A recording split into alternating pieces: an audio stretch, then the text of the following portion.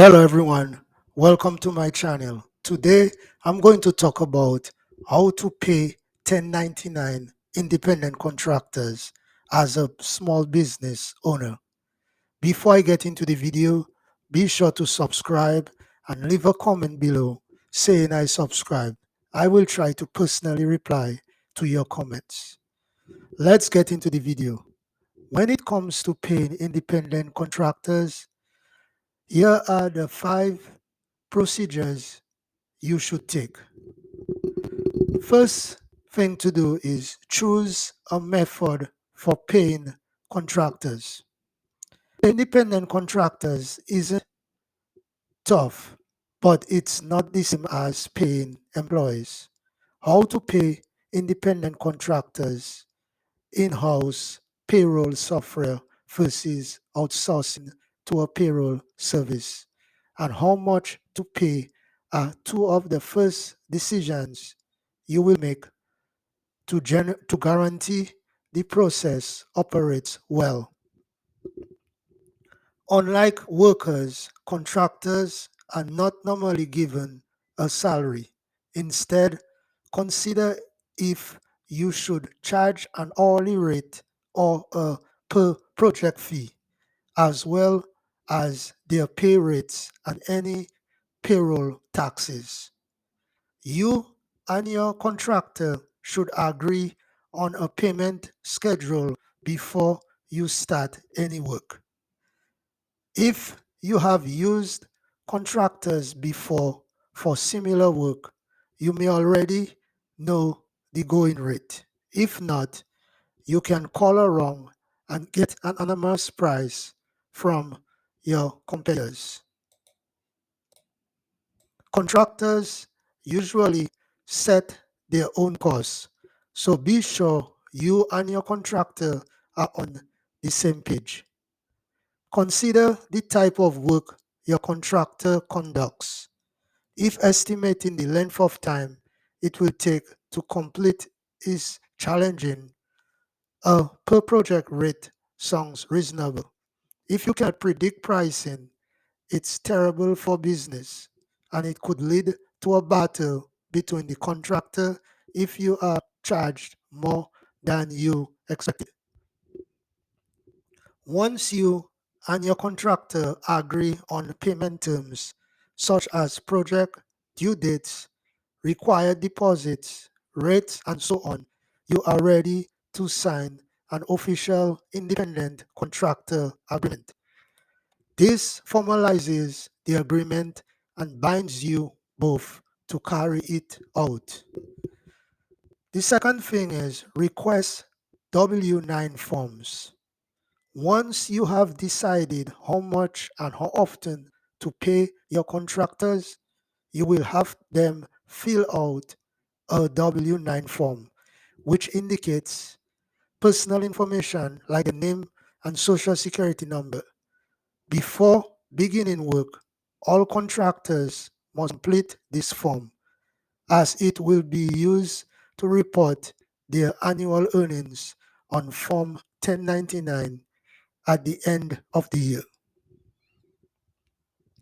Before you start any work, make sure every independent contractor you hire fills out the W-9 form.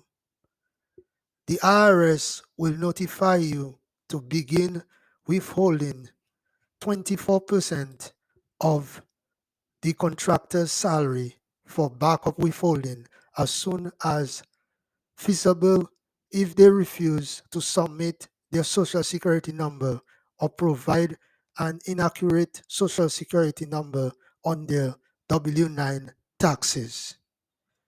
You would withhold and transmit to the tax office as advised, regardless of the contractor's disapproval. If you use payroll software, collecting the W-9 is a breeze. Once contractors have been added to your account, most payroll software firms will provide them with a link to create their online accounts.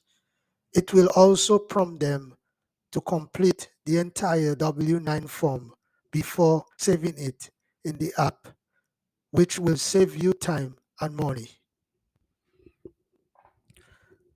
The third thing is install a payroll system for contractors in your payroll system. Once you have gotten the W-9 form, you are ready to add contractors to your payroll system, which could be a notepad, Microsoft Excel, or payroll software.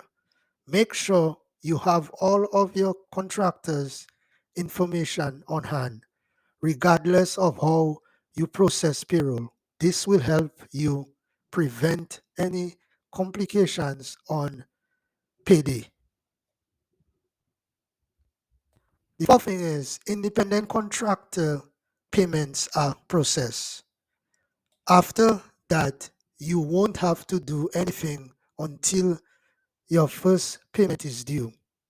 If the contract stipulates that a deposit be paid before work can begin, you must do it straight away. Select a method of payment. There are a variety of ways to reward your employees for their efforts. You can pay using cash, which is not suggested because there is no paper trail. Check, direct deposit, or even pay cards, which are reloadable prepaid debit cards used by employers to deposit paychecks. Keep in mind that processing time can vary. For example, direct deposit can take up to 4 days. Direct deposits are usually more expensive if you do not utilize a payroll provider and instead go through your bank. But if you just need to manage a few payments, you can print checks online for free.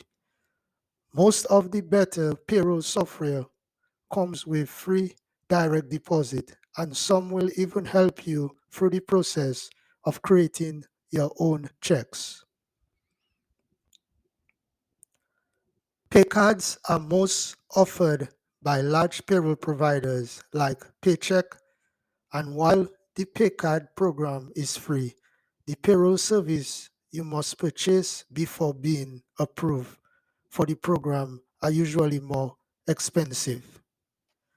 The fifth thing to do is file 1099 NEC forms. As the end of the year approaches, you should be prepared to file 1099 NEC forms for each contractor to whom you paid more than $600 during the year. Each contractor, as well as the IRS and the state tax agency, if state income tax apply, must receive a copy of the 1099, which must indicate the total amount you paid during the year. Keep a copy of your records and keep in mind that the deadline for reporting any payments made in the previous calendar year is January 31st. To ensure that the year-end reports you provide to the IRS are accurate, you will transfer information such as name, address, and social security number from the W-9 forms you acquired from contractors before they started working to the 1099 NEC. The 1099 NEC form can help independent contractors calculate out how much tax they owe and avoid paying their taxes incorrectly. It also helps the IRS track down contractors who owe money to the government. Thanks for watching this video, and do not forget to subscribe to my channel.